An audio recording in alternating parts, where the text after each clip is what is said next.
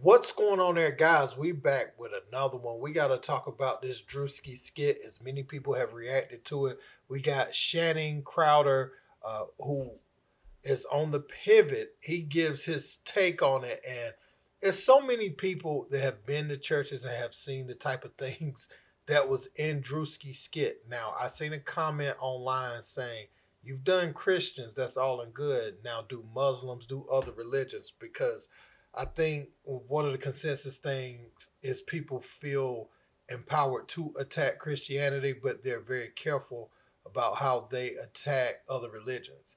I will say that I personally don't think Drewski was attacking Christianity. I think he was talking about the antics.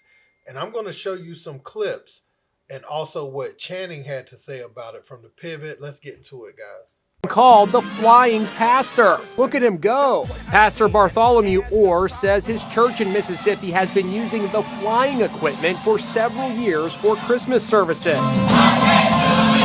We actually have a company that comes in, installs it, takes our people through a flight school just to make sure that everything is safe.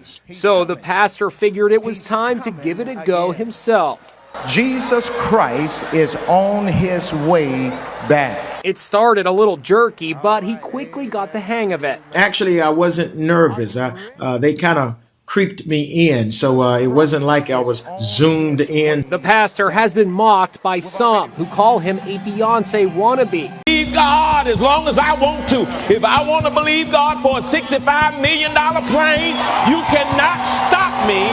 You cannot stop me from dreaming. Take it! Take it! Take it!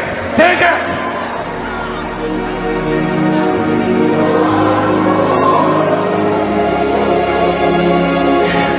Join hands quick.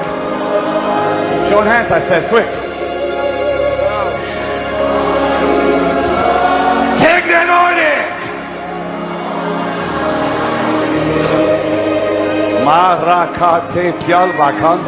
But Lord said, I want to make a multi-millionaire out of someone, but they have to sow $10,000. He said, and they have to do that within 90 seconds. If you're going to do it, get it now, write the check. If you do this, God said, I'm going to make you a multi-millionaire. I wish it was me. Yeah, man. So a lot of what you see in the mainstream, you have these churches paying for time slots on television, and you see them, if you could just sow a seed of this, you could get this holy water and all this stuff. And people have been looking at that a certain way ever since I was little. I know that Christ says many will come in my name, but they won't be of him, and they'll have a form of godliness and deny the power therein. So I never hold what people show against Jesus and against the Bible, but this is what it is, man. That people see all the time, and people who don't know as much about it, if this is the first thing they see, it's a turnoff, because you see all the theatrics, man. Get people the word, and don't use it to manipulate like they did, back in slavery times. That's just one way they manipulate. They manipulate it for offerings and different things. So let's get into what Channing had to say, and I'll be back. Point attention to how things have really been. We've seen examples of this throughout, I know, our culture and other people's culture. I just don't want to point the finger at our churches. It was funny. Why are people so serious? Kind of remind me of what happened in Jacksonville with the reporter, but we'll talk about that another time. Keep going, man. Don't worry about these people. I tell you what it is, a hit dog will holler. Bingo. That's a country saying that is right now. You can't spin Christianity because they use the same phrase, live in abundance. You think Jesus wants you to have red bottoms on and Christian Dior everything and spending $20,000 on your outfit and asking for money from these people that don't have the money, the same money you have? No, it's not. That's the thing that he hit on, and that's why all these pastors that's begging these damn people for money to keep their above-level, materialistic, shallow life going got upset. That's the answer to your question. A hit dog or holler. There is nowhere in the Bible that says you have to live that extravagant life. You need to have a private jet. I'm supposed to pay for your private jet? Right. For what? Mhm. Tithes, I love tithes. I tell you, I don't pay no 10% tithes. I make too much money. I'm not giving you 10%. Are you fucking kidding me? 10% of everything I earn. After I pay taxes got to be paid. I'm not doing it. I go to church, my family, I love the Lord. I always say, I've said it before on the show, I am spiritual, not religious, because religion comes with going to that building and paying people to tell you what God said. I don't need to pay people to tell me what God said. I have a relationship with God. This is the conversation that them pastors that are having private jets do not want to have. And Druski hit too close to home. Druski, keep going, brother, because that's what you did. You got a lot of people thinking about how much money they're giving these people that probably don't deserve it. Yeah. To be honest. So yeah, man.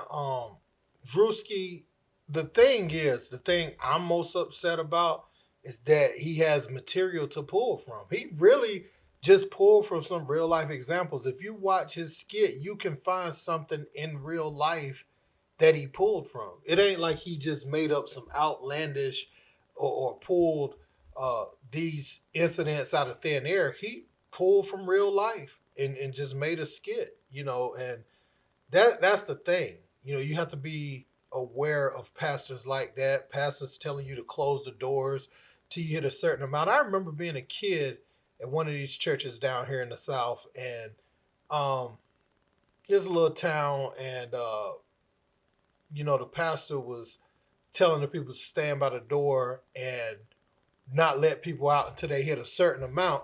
They was walking by with the collection plate, and they would count it up. They would go up there and count it right on the spot. Typically they take up the offerings and they go into the accounting room and count up the offering.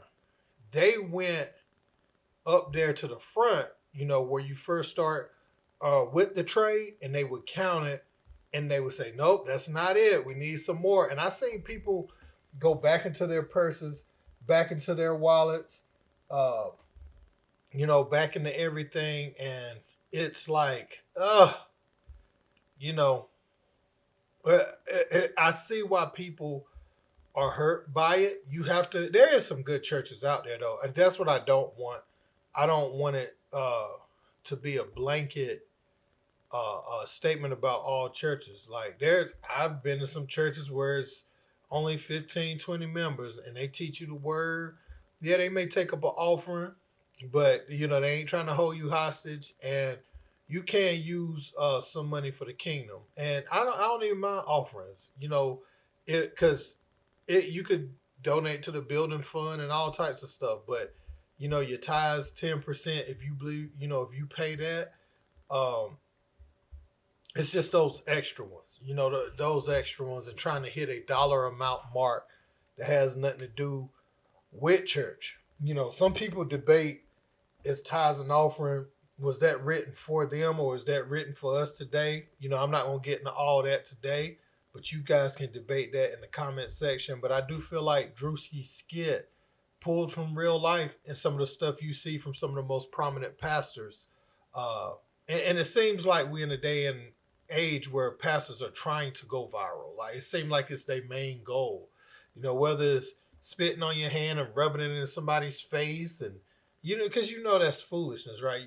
Like that's just, and they'll try to use the example that Jesus in the clay, and spit on the clay in his hand and all that, and he would have healed a blind man or something like that. But nah, man, I wanted to bring this to you guys' attention, and just kind of discuss this, and I want to hear what you guys have to say. Don't forget to like, share, and subscribe. Till next time. Peace.